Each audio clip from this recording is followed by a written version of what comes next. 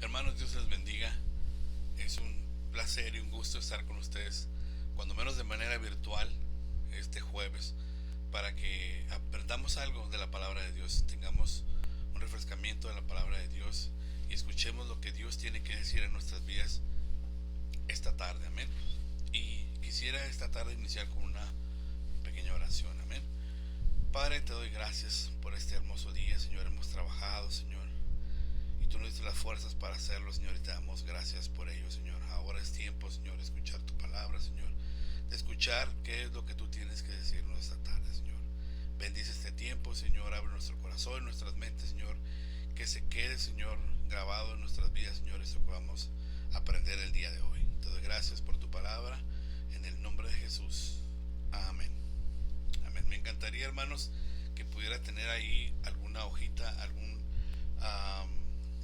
una libretita donde pudiera escribir esta tarde lo que vamos a aprender. Fíjese que vamos a aprender a, a estudiar la palabra de Dios. Esta tarde ese es un estudio, es un método de estudio de cómo estudiar la palabra de Dios. Amén. Y este método de estudio se llama estudio bíblico inductivo. Amén. Es una manera de estudiar la palabra de Dios para sacarle todo el jugo, para sacarle todo lo que los textos vienen, lo que los textos dicen de la palabra. Amén. Lo que el Señor quiere enseñarnos en cada texto. Yo escuchaba a la pastora hace mucho tiempo que nos decía, es que de un texto puedes sacar una y otra y otra y otra cosa, de muchas cosas que puedes hacer.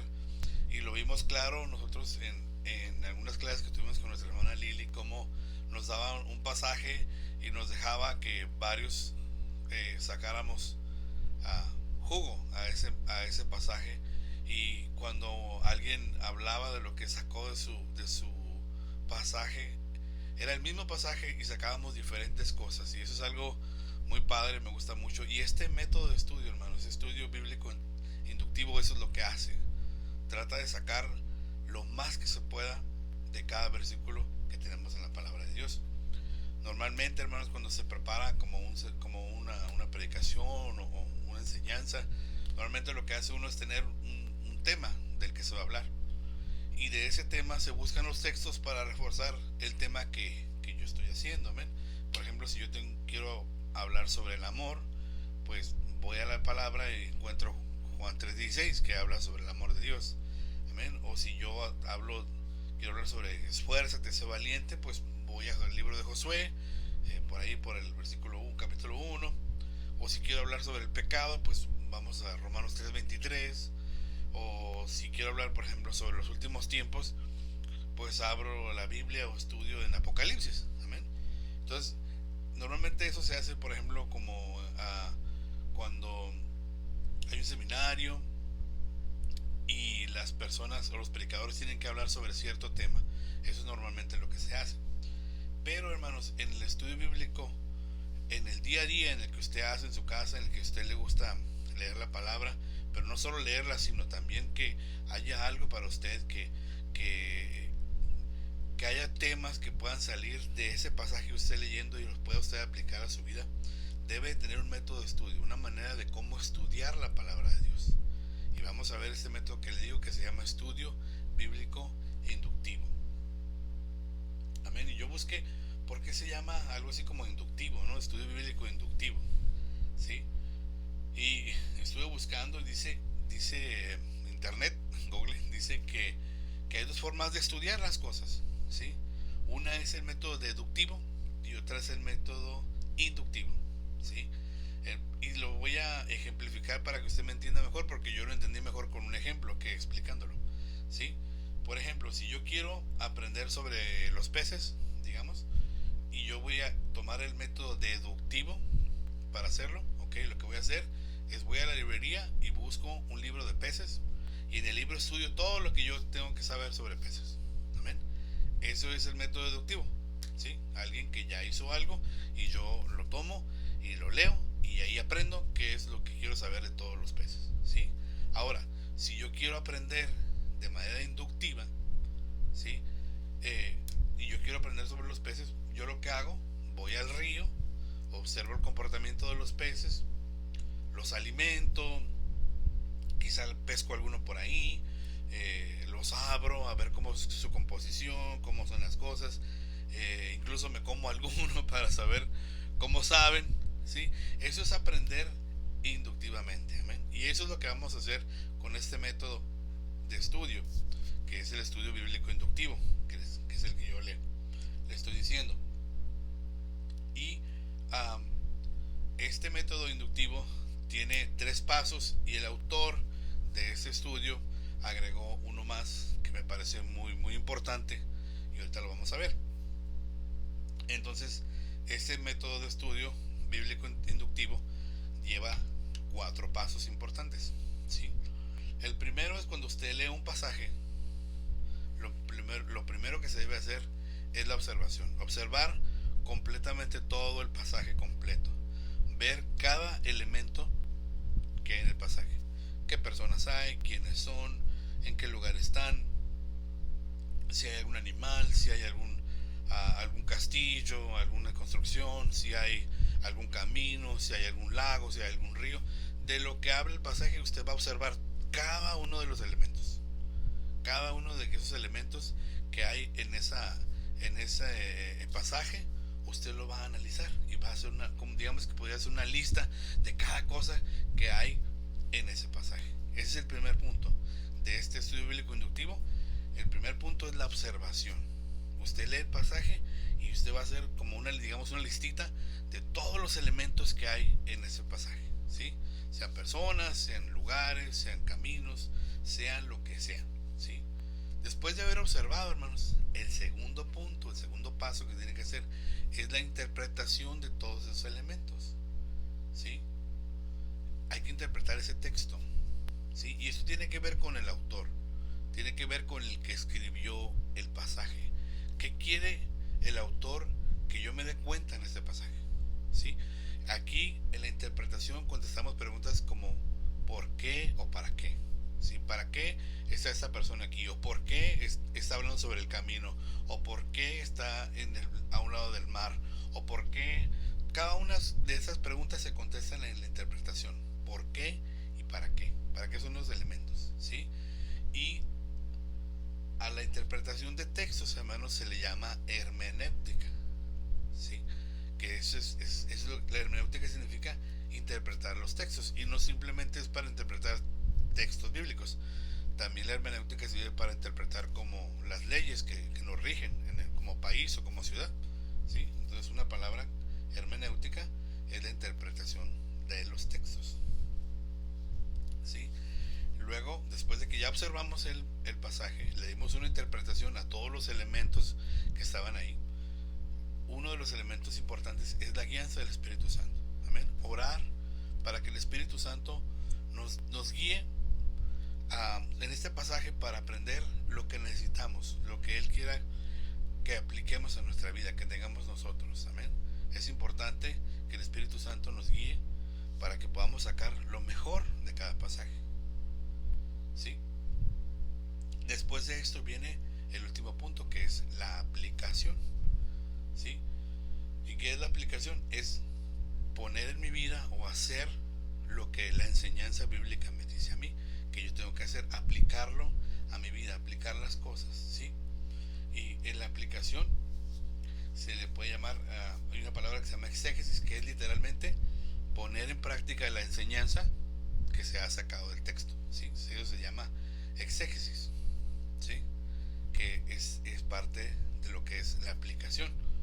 Y ya cuando tiene usted todos esos elementos, pues ya puede preparar pues un pequeño sermón o puede preparar alguna enseñanza pequeña o grande, como usted la quiera, y a eso se le llama homilética. La homilética es el arte de preparar enseñanzas o sermones. Amén. Yo no conocía todas esas palabras, las había escuchado alguna vez con mi hermano Israel, porque él tenía cada una de esas palabras era una materia para él en la escuela bíblica. No sé, yo nunca he estado en una escuela bíblica y hasta apenas cuando vi esto me di cuenta, estuve investigando cada una de esas palabras y para poder entenderlo, pero yo no las entendía muy bien. Entonces, si usted ve estos 4 elementos de este método de estudio que se llama estudio bíblico inductivo, ¿sí? Hay elementos, que fue la observación, la interpretación, la guía del Espíritu Santo y la aplicación. Sí, me gustaría que se los aprendiera, pues no son muchos, son 4. Y para aprendernos un poquito más rápido, vamos a tomar la primera letra de cada uno de los elementos y crea una palabra, digamos un acrónimo. ¿Sí? De la observación vamos a tomar la letra O, de la interpretación la letra I, de la guía del Espíritu Santo la letra G y de la aplicación la letra A. ¿Sí?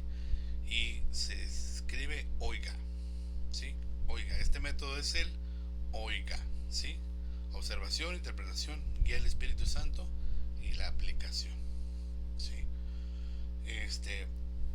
Me gustaría que pudiéramos ver esto en un ejemplo así un poquito burdo, un poquito así como que no es nada de Biblia, pero que yo pienso que nos va a ayudar a entender. A mí me ayudó mucho a entender cómo este método debe funcionar para mi propia vida y cómo debo de aplicarlo para la palabra de Dios. Este simplemente es un ejemplo burdo, como le digo, pero luego lo vamos a ver en un ejemplo en un pasaje bíblico, pero ahorita lo vamos a ver en un ejemplo, digamos, práctico, ¿sí? Entonces me gustaría que viera esta imagen que está por aquí. Perdón por la multimedia, pero es lo que tenemos. No sé si alcance a ver la imagen que está aquí.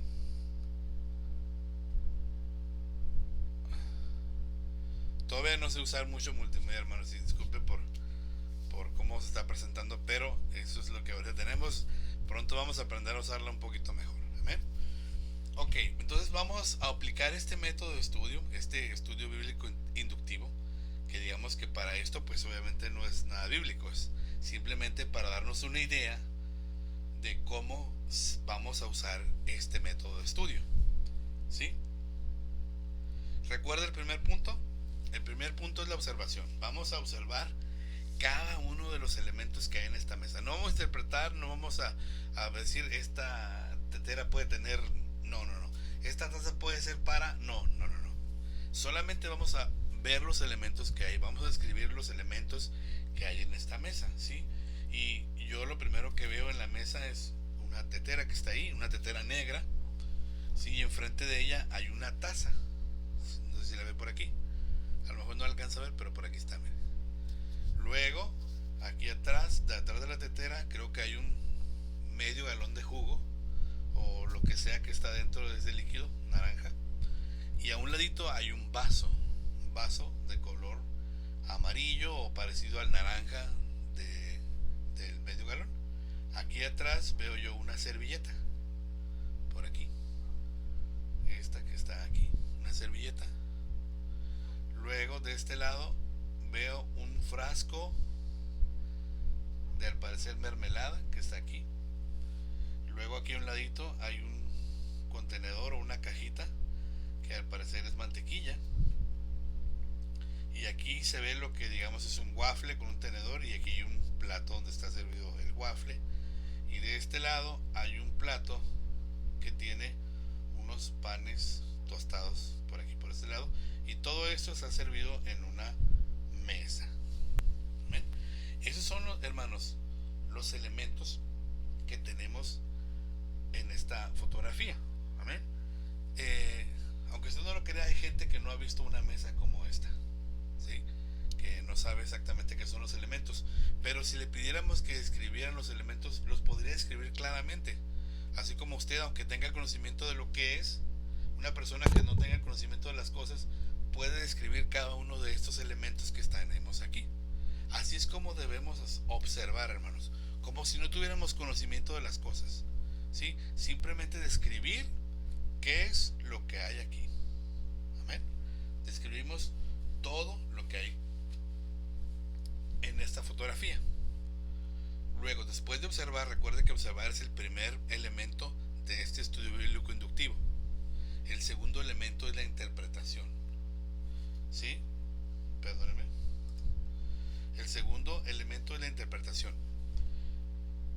Y para hacer la interpretación, hermanos, hablando bíblicamente, debemos de echar mano de algunas cosas, de algunos elementos. Pueden ser diccionarios bíblicos, compendios bíblicos, pasajes paralelos, concordancias, sí, porque la interpretación, hermanos, queremos ver qué es lo que el autor del pasaje bíblico quiere que yo vea en este pasaje. Amén. Entonces, en este caso vamos a interpretar lo que representa, vamos a hacer el segundo punto, lo que representa cada uno de esos elementos. Amén. Vamos a empezar, por ejemplo, con este galón que yo considero que es jugo, y este vaso que debo utilizarlo para este jugo servirlo en este vaso. ¿Sí? Recuerda que la interpretación contesta las preguntas ¿por qué y para qué? ¿Por qué está esta taza aquí? Porque hay una tetera que suponemos que tiene café adentro y que hay que servirlo en esta taza que está aquí. ¿Sí? Tenemos ahora este waffle que está aquí de este lado, que no sé usted, pero a mí me gustan los waffles con mermelada. Entonces tenemos esta mermelada para echarle a este waffle que está aquí. ¿Sí? Y tenemos esta caja de mantequilla que yo entiendo que esta mantequilla es para embarrarla de estos panes que están aquí, porque los panes normalmente se comen con mantequilla, o podemos echarles un poquito de mermelada aquí, ¿sí? Y acá, si acaso nos ensuciamos o se llega a tirar algún elemento por aquí, tenemos una servilleta blanca que es la que nos va a ayudar a limpiar, o ya sea la mesa o a nosotros mismos en caso de que nos ensuciemos. Amén. Ve, esa es la interpretación, ¿sí? Ver los elementos que están ahí y cómo es que se combinan para hacer las cosas que suponemos que se deben de hacer ahí. ¿Sí? Esa es la interpretación de los elementos. Ya observamos, amén, ya interpretamos cada uno de los elementos que están ahí. Ahora viene la guía del Espíritu Santo. Y en este caso, ¿qué hacemos? Es el desayuno. Lo que hacemos es orar por el desayuno. Amén. Entonces simplemente, Señor, gracias por ese alimento, bendícelo, que sea de bendición para mi cuerpo. Gracias por tu provisión, en el nombre de Jesús. Amén. Ya hicimos la guía del Espíritu Santo. Amén. Ya hicimos la observación, interpretación, y ya le pedimos a Dios por esos elementos. ¿Sí? Ahora viene la aplicación. ¿Cuál es la aplicación? Pues comérmelo, desayunármelo. ¿Sí? Esa sería la aplicación de este ejemplo que hemos hecho. Amén. Le digo, es un ejemplo a lo mejor un poquito burdo, pero para mí me quedó bastante claro de qué es lo que yo tengo que hacer cuando tengo un pasaje, cuando lo leo. Es seguir estos 4 pasos, observar los elementos que hay en ese pasaje. Luego viene a interpretar esos elementos que me contestan las preguntas de por qué y para qué son estas cosas que están aquí. Luego pedir al Espíritu Santo que nos guíe, que sea nuestra guía y que nos ayude a sacar lo mejor de este pasaje. Y luego el último paso, que es la aplicación. Ok, ya tengo el conocimiento de la palabra, ahora hay que aplicarlo a mi vida. Amén. Y me gustaría que este ejemplo que usamos ahorita, me gustaría que lo pudiéramos ver con un ejemplo bíblico. Amén. Con un ejemplo de un pasaje bíblico. Y para eso me gustaría que fuéramos a la palabra de Dios en el libro de Lucas. Libro de Lucas 5. Lucas 5. Y vamos a empezar a leer desde el versículo 1 hasta, ahorita le digo, hasta el verso 11. Amén. Vamos a hacer eso. Déjeme arreglar la multimedia para hacer la lista. Ok. Vamos a empezar a leer entonces el pasaje. Lucas 5, versículo 1. Vamos a empezar desde ahí. Y lo que vamos a hacer es este mismo método de estudio, el estudio bíblico inductivo. Vamos a aplicar esos 4 pasos para un estudio bíblico, ya para un pasaje bíblico específico, ¿sí? Digamos que ese es el pasaje que usted quiere aprender. Puede ser cualquier pasaje bíblico, pero en este tiempo vamos a usar este que está aquí, ¿sí? Para solamente dar una explicación de cómo funciona el estudio bíblico inductivo. Amén. Ya en un pasaje lo vimos ya con la mesa de desayuno, ahora lo vamos a ver ya específico como debe ser en la vida real en un pasaje bíblico. Amén. Dice Lucas 5, a partir del verso 1, dice: aconteció que estando Jesús junto al lago de Genezaret, el gentío se agolpaba sobre él para oír la palabra de Dios. Y vio 2 barcas que estaban cerca de la orilla del lago, y los pescadores, habiendo descendido de ellas, lavaban las redes. Dice, y entrando en una de aquellas barcas, la cual era de Simón, le rogó que la apartase de la tierra un poco, y sentándose enseñaba desde la barca a la multitud. Cuando terminó de hablar, le dijo a Simón, boga mar adentro, y echad vuestras redes para pescar. Respondiendo, Simón le dijo, Maestro, toda la noche hemos estado trabajando y nada hemos pescado, mas en tu palabra echaré la red.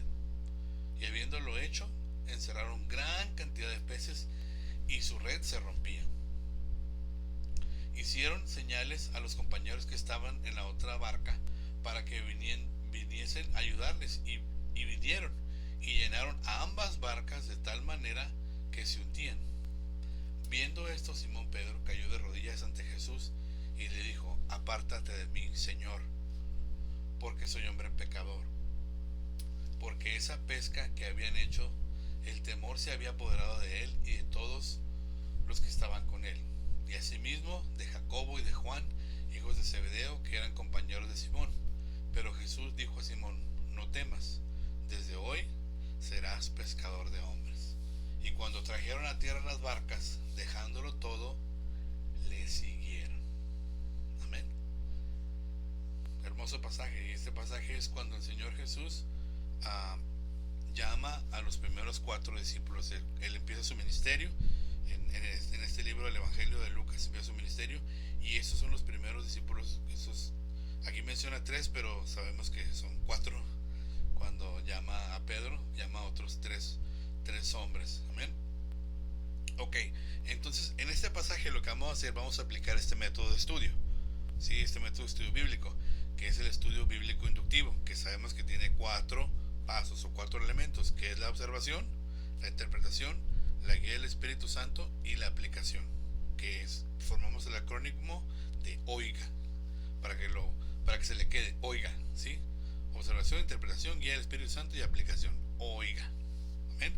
Esperemos que se le quede, si no lo escribe, cuando menos se le quede ese acrónimo de OIGA y ya sepa qué significa. Luego no me pregunte, ¿qué hermano, qué significaba OIGA? ¿No? Trate de escribirlo para que lo tenga más claro. Amén. Ok, vamos a empezar con la observación, que vamos a ver todos los elementos que había en este pasaje que está aquí. Para eso vamos a ver una imagen. Yo pienso que es más fácil verlo en una imagen y tenerlo pues un poquito más claro, ¿sí? Los elementos que aparecen en este pasaje, ¿sí? Jesús dice que andaba en un lago que se llamaba Genezaret, que está por aquí, ¿sí? ¿Qué otro elemento había? Dice que había una multitud que lo rodeaba, y lo rodeaba para oír la palabra de Dios. Aquí está, aquí está la multitud que lo rodeaba, ¿sí? Luego en el pasaje dice que había 2 barcas. Aquí están, ¿sí? Y había unos pescadores que habían descendido de las barcas y estaban, ¿qué? Lavando sus redes, ¿sí? Recuerde que la observación solo responde las preguntas de quién, cuáles, dónde, cómo, qué hacían. Y en este caso, lo que hacían es que el Señor Jesús lo que estaba haciendo era predicar. ¿Amén? Estos pescadores que estaban aquí, lo que estaban haciendo era lavar sus redes. Era lo que hacían, ¿sí?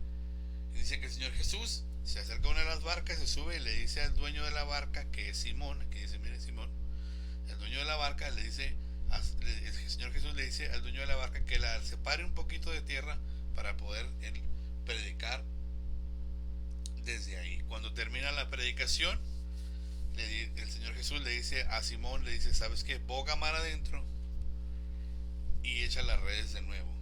Y lo que Pedro le dice es, ya lo hicimos, toda la noche lo hicimos, estamos súper cansados, ya lo hicimos, ¿sí? Pero si tú lo dices, lo vamos a hacer, ¿sí? Entonces ellos echan la red y pescan muchos peces, esos que están aquí, mire, que ya vimos el elemento que también es parte de los elementos, los peces, ¿sí? Ellos hacen, van, echan la red y pescan todos esos peces. ¿Y qué pasa? las redes se empiezan a romper y le hablan al segundo barquito que está aquí y le dicen que les ayuden porque eran muchos peces los que estaban sacando. Y dice que Pedro, cuando ve este milagro, le dice a Jesús: aléjate de mí porque yo soy pecador. Y Jesús le dijo: tú serás pescador, sígueme, tú serás pescador de hombres. Cuando sacaron los peces, dejaron todo y le siguieron al Señor Jesús. Amén.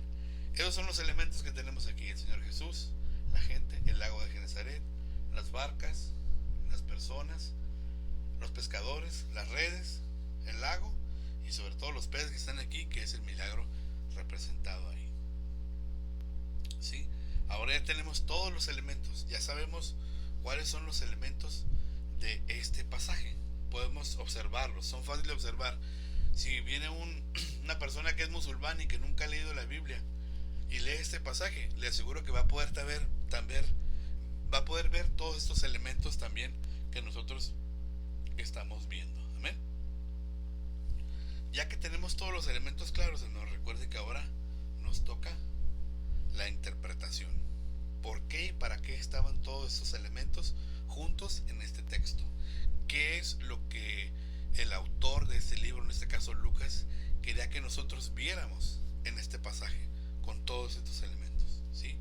Y recuerde que dijimos que cuando vamos a interpretar podemos utilizar ya recursos externos que nos pudieran ayudar, referencias bíblicas, un conocimiento previo que ya hemos tenido sobre el pasaje que acabamos de leer, algún comentario bíblico, y como por ejemplo habla de algunos lugares como Genesaret, podemos tener algún mapa bíblico por ahí, algún método de investigación aparte, o cuando menos saber buscar en Google de lo que se está hablando. Amén.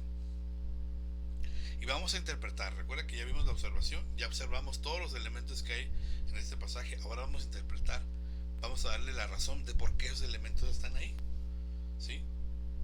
Lo primero que habla es de un lago que se llama el lago de Genesaret. Se oye raro, Genesaret, ¿sí? Pero así se llamaba el lago.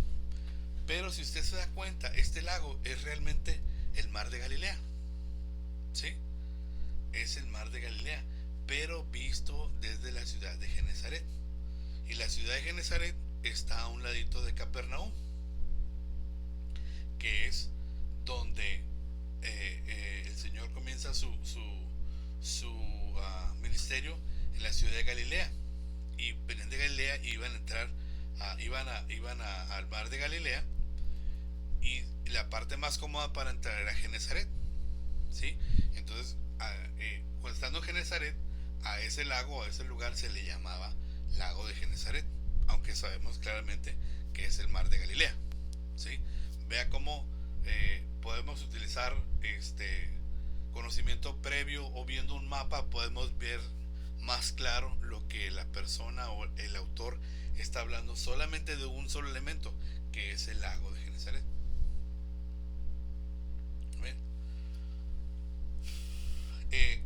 Al ver ese texto, hermanos, y el título, que es cuando el Señor llama a sus discípulos, el autor lo que quiere resaltar es el llamamiento que el Señor hace hacia como discípulos a estos hombres. No quiere destacar el hecho de que son pescadores, ¿sí? No es exactamente lo que quiere destacar, sino lo que quiere destacar en este texto es el llamamiento que el Señor a esos hombres, y cómo esos hombres dejan todo y se van. ¿Sí? Ahora, de estos hombres sabemos que aquí menciona a tres, que es a Simón y a Juan y Jacobo. Pero si leemos este mismo pasaje en otros evangelios, creo que es en Mateo y en Juan, ellos dicen que también estaba Andrés ahí, que era hermano de Simón. Entonces realmente, si usted se da cuenta, en este pasaje no llama a tres hombres, sino que llama a cuatro. ¿Sí? Y eso lo podemos ver por pasajes paralelos a este pasaje al que estamos leyendo. ¿Ve? Eso es lo que enriquece, esa es la interpretación. Cuando hacemos la interpretación podemos leer otros pasajes iguales a ese, paralelos a esos que estamos leyendo, y nos damos cuenta de que no son tres sino cuatro personas las que llama,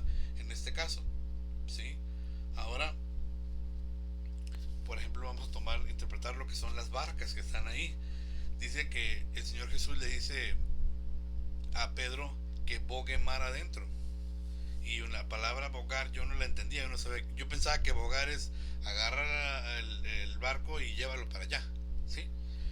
Pero yo no sé cómo se imagina usted el barco de Pedro, ¿sí? Porque aquí le llama una barca. Entonces yo pensaba que era un barco grande, yo pensaba que era un barco como, no como los que están aquí con helicóptero y todo, ¿no? Pero yo pensaba que era un barco más grande. Pero cuando se dice la palabra bogar, es mover los remos en el agua para hacer avanzar un bote, ¿sí? Entonces de ese barco enorme que yo me imaginaba que Pedro tenía, que era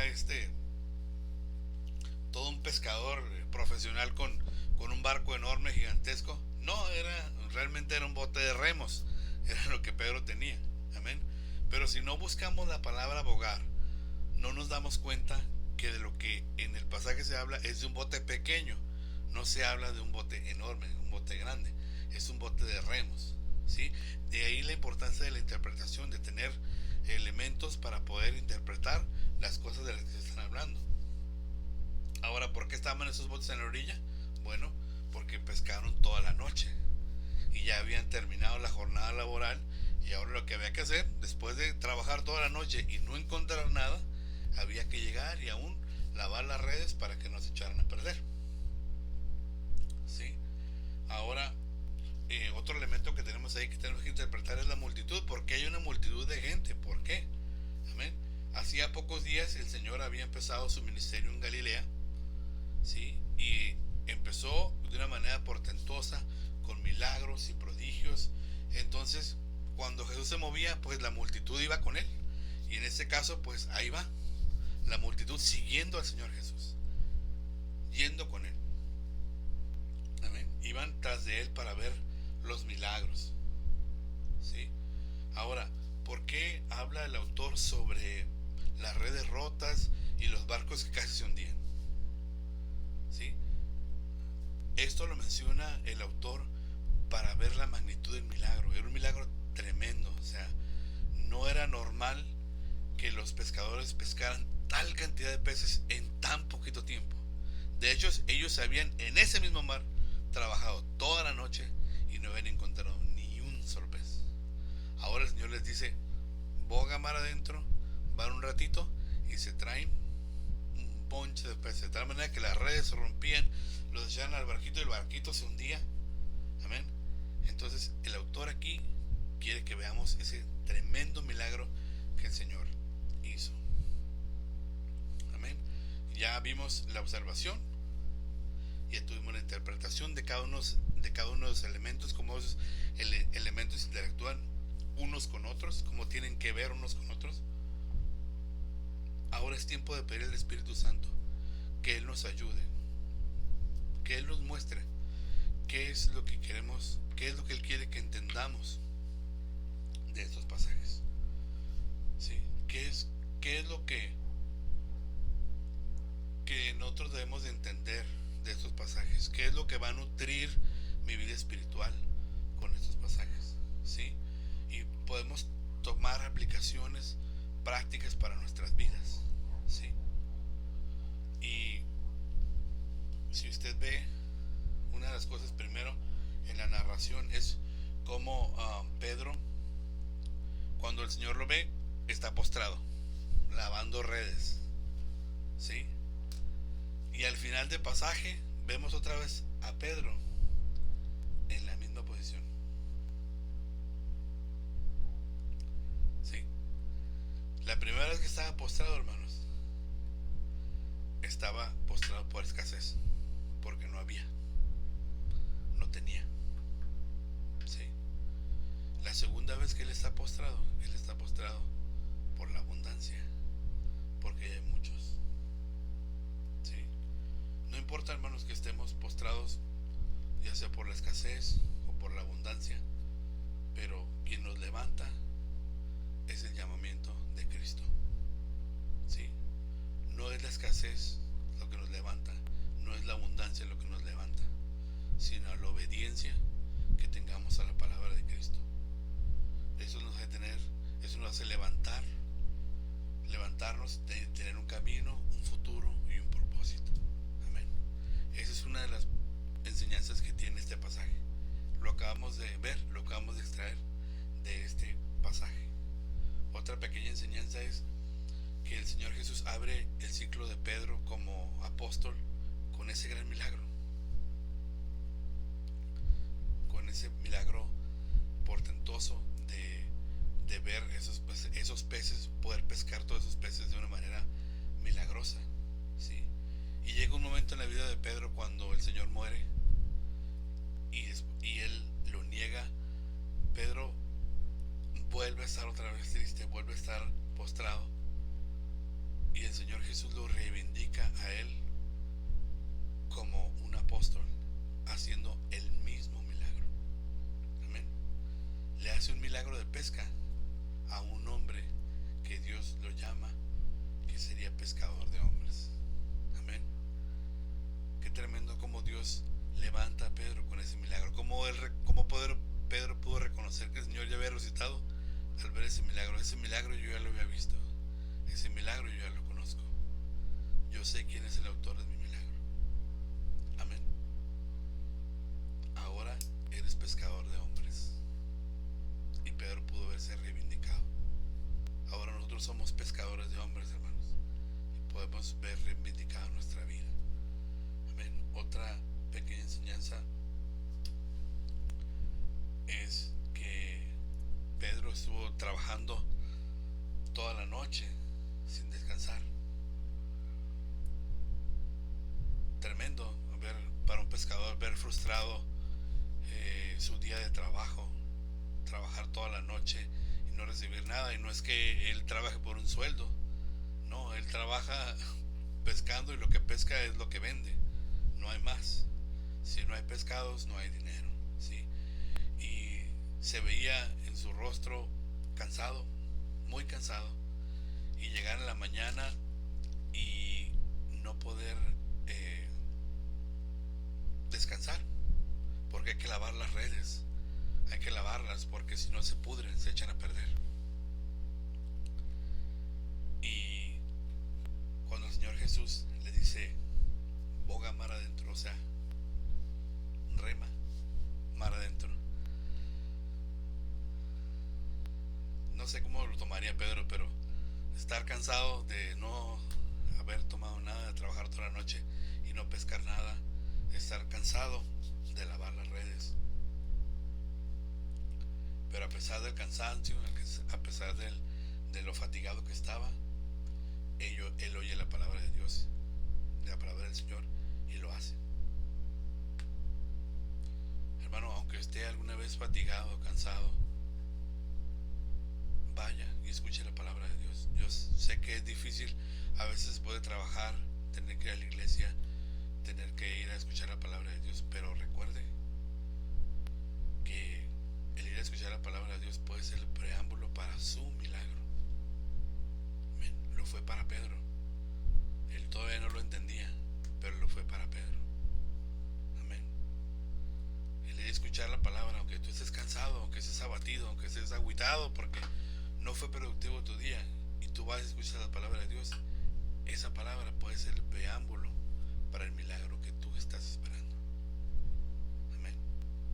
Ve cómo hay enseñanzas que se pueden sacar de un pasaje, conociendo los elementos, interpretándolos, pidiendo la guía del Espíritu Santo.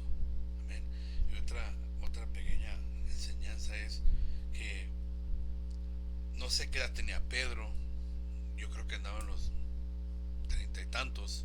Pienso yo que era mayor que nuestro Señor Jesús. Y yo pienso toda esa vida de Pedro desperdiciada, aprendiendo a pescar, aprendiendo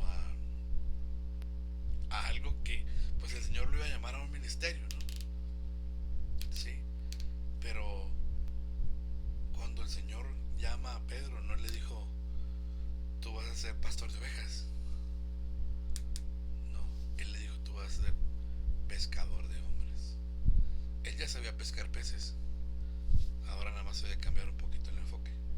Allá no van a ser peces, ahora vas a vas a pescar hombres. Amén. El tiempo, hermanos, que usted se ha formado antes de ser cristiano, el tiempo en que usted ha aprendido a hacer cosas, no es tiempo perdido, hermanos.